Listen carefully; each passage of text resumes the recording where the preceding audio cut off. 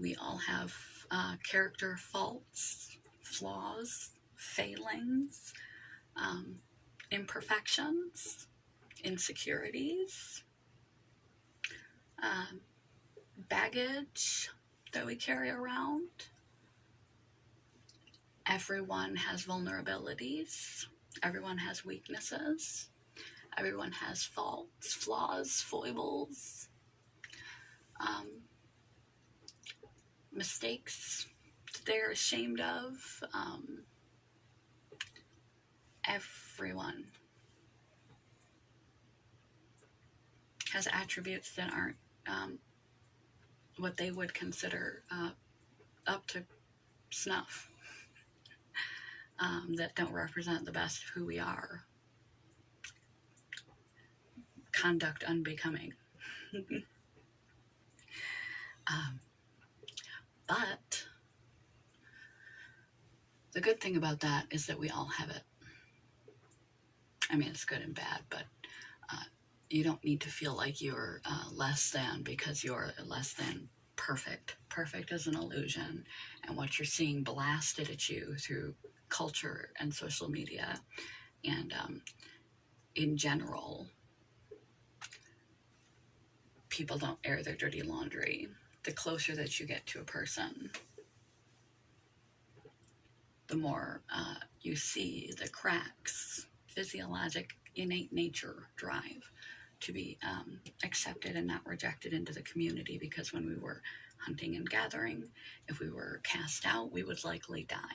We needed the tribe to survive. So it has physical health benefits, mental health benefits, emotional health benefits to have a tribe. And your vibe attracts your tribe. So if you want to attract happier, better people, have a better attitude, or at least present a better attitude. Fake it till you make it, and eventually how you are becomes you, and the people that surround you become you. Just like picking up an accent, you will pick up their attitude. So if you can present a more positive or self-confident, show up in a better way, you will attract people who are that way themselves. But as you get closer, you will note that they too are broken, flawed, ordinary humans. No matter how successful they are, defining success any way you wish to define it. Quality partners, husbands, parents, entrepreneurs, CEOs, materialistically, aesthetically, however you wish to, happy, fulfilled, very spiritual, very grounded, clever, emotionally intelligent, very kind. However you wish to define success, even those that are successful. I've got to stop doing the air quotes thing. Just stop it. I do air quotes. That's another of my flaws.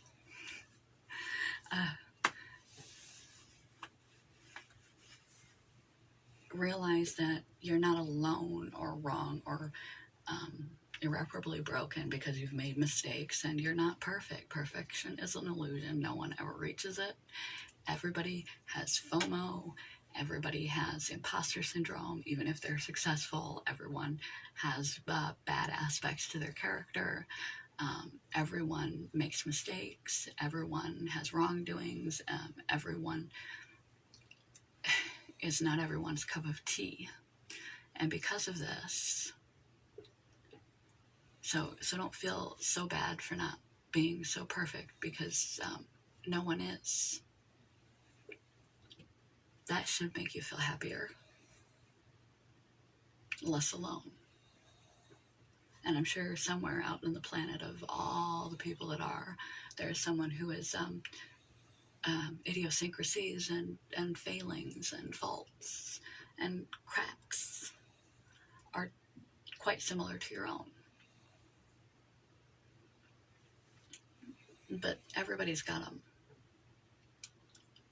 And everybody needs acceptance and connection and validation of their significance and worth and connection and meaning to a tribe in order for the best quality of health and mental health and physical health and lifespan and will to live and desire to improve possible.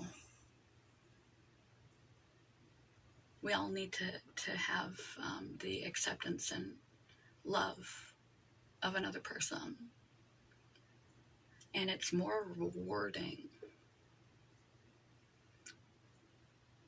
than the superficial facade we put on. Then, people don't don't put on blast their garbage, their laundry list, their faults and flaws on Instagram, on TikTok, on social media. We're getting blasted with this notion that everyone is perfect and no one is unhappy, no one is struggling, no one has character deficits, except that coincidentally we run into every person that we know has character deficits, including ourselves, and we feel like we just keep attracting the wrong people, or there's something inherently dysfunctional about us or our family or our loved ones, that they're not like everyone we see. That's an immature perspective. When the truth is that we all have flaws. No matter how transcendent we become, even Buddha has some flaws. Value that and allow them in a little too, and never turn around and use that against them. And don't go blast it to the world. They're trusting you with something. That's why you start slowly letting people into the realities of the total picture of you. And as for you, yourself, if you want to be more sturdy against criticism, rejection, attack from others, because often there is a little kernel of truth sometimes to what you're being attacked for. Not justified. There's nothing wrong with the fact you wear glasses. But maybe you are singled out for the fact that you wear glasses. And you are targeted. There's some kernel of truth to that. You do wear glasses. However, does that make you a horrible person, or everything they say about you, or their rejection acceptable? No, it doesn't. You need to explore yourself, gain insight into yourself, become comfortable and accepting and compassionate towards yourself. All of yourself. Love your whole self. Accept your whole self. Even the bad parts of you. The bad, I'm using that loosely, I don't like to use that word. And there I go using air quotes again. The bad parts of you, the parts that you're not so keen on. The truth. The whole truth, and nothing but the truth. Objectively, without shame, guilt, or blame. The more comfortable and accepting you become, even compassionate and understanding, because you realize these aspects of you, these shortcomings, these mistakes, these character or physical defects, these things are born from a place that has a very long history.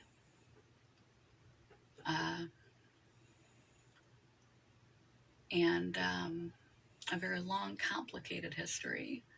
You have earned every scar and every damaged place you have, every place that isn't matured as much or perfected as much as you would like it to be. Everybody's on their own growth path, their own growth rate, and you have wound up where you wound up through a lot of struggle. Even the not so perfect parts of you. The more comfortable, quote, quote, quote of the day, getting there. Forgot my quote book at home. So, if you have accepted your own flaws, no one can use them against you. If you want to feel less hurt, if you want to feel less fazed, unmoved, protected when rejected, embrace your own flaws, get to know yourself, have compassion for who you are and where you are. Even in the areas you are lacking, be kind to yourself. Don't deride or demean yourself for not being perfect. Embrace your body. Embrace your crooked, crammed teeth, your mole, your love handles. Embrace and let go and forgive yourself for things that you have, mistakes that you have made. We don't do better until we know better. If it's something you're not going to repeat again in the next time, then you can forgive yourself for that. Forgive yourself for not being a perfect person, because no one is. Forgive yourself. The art of forgiving and accepting yourself is not just accepting your positive attributes. It's accepting your whole self, having compassion. Inside of all of us is a little bitty kid that went through some stuff. Our formative years, the first 5 years of our life, has the greatest impact on the rest of our life, because it is the foundational aspects that every other neuro growth is based upon, and the most growth happens entrenched at the deepest level, the formation of our perspective on life and everything, life, self, and everything else within the first 5 years of life. And we then move from that, and we don't have the experiential knowledge to contradict or counteract messages and meanings and self-perceptions we may have absorbed up to that point, behaviors we may have picked up, mistakes we may have made. Where our prefrontal cortex, the judgment center of our brain, isn't even fully baked until we're in our mid-20s. So give yourself a break. Show yourself compassion. Learn to love yourself. Learn to love your shadow self. Learn to have compassion for that part of yourself. Learn to embrace your freckles. Learn to embrace your freckles, your wrinkles in your character, your shortcomings, your idiosyncrasies, your difficulties, your rambling.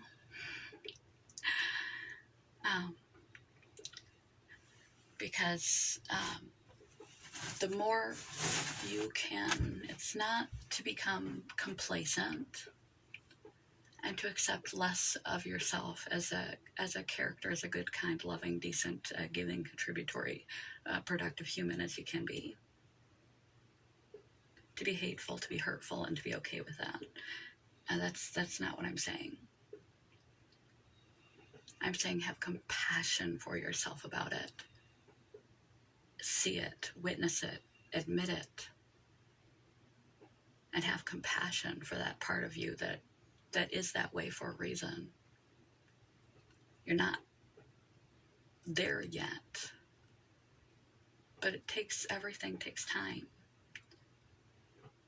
and everybody has faults and flaws. The more you can come to love yourself, flaws and all, and love and accept and embrace your flaws. Nurture that side of you. Have compassion for that side of you.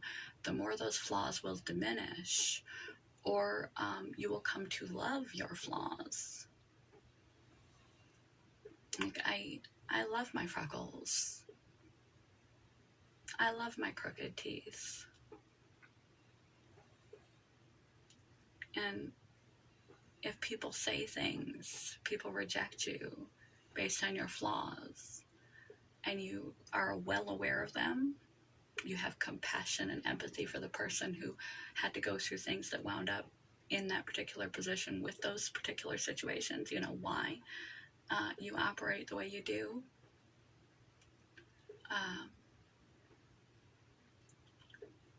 And you love those parts of yourself, the more impervious you will be to judgment and ridicule of others, the less phased you will be. The more insecure you are about your own issues, your own insecurities, the more that knife will cut when someone points it out to you. If it's something that makes you insecure, makes you not like you, makes you not accept you, makes you hate you, and someone touches that button, it will hurt. If you learn to foster empathy, compassion, sympathy, comprehension, understanding, embrace those parts of you that are less than stellar, that could use some work for exactly where you are right now. Compassion doesn't mean complacency. It just means compassion and acceptance for you are as you are. Radically accept you are as you are as a whole. Come to love the things that are not really flaws, like my crooked teeth or my mole. They're just things I was born with, and they're only flaws if I allow myself to perceive them that way. And things that are truly character deficits, like if you have a habit of losing your cool and blowing up at other people, losing your temper, being aggressive, those sort of things are not good. But don't beat yourself up for it. Work on it and have compassion for the reason, the history that led you up to that point can allow you to have compassion for that. The more comfortable you become, the more accepting you become, the more loving you become of your own flaws, the less phased you will be when others point them out or reject you for them, because you're okay with it. You know why it's there, and you love yourself anyway. It will hurt a lot less. It'll make you damn near impervious to criticism. The more you know where you fall short and can love yourself in, not just in spite of it, but along with it. One more time, quote of the day.